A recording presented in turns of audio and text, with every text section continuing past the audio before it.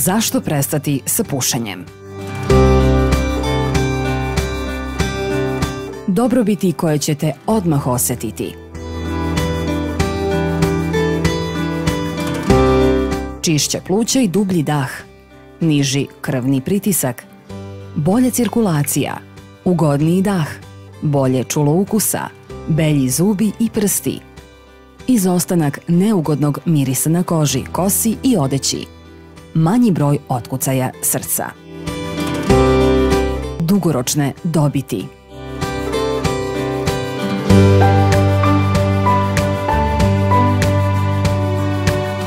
Godinu dana posle.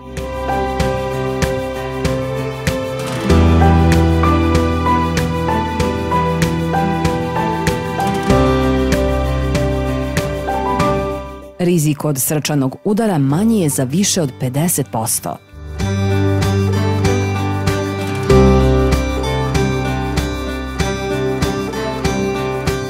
Za 2 godine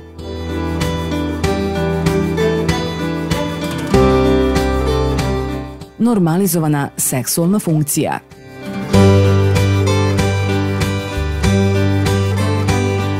Za 5 do 15 godina rizik od moždanog udara jednak je kao kod nepušača.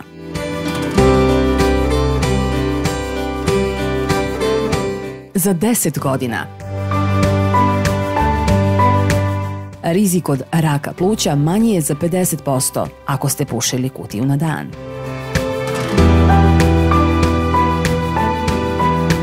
Za 15 godina rizik od koronarne srčane bolesti jednak je kao kod nepušača. Ne zaboravite da kliknete na like i subscribe.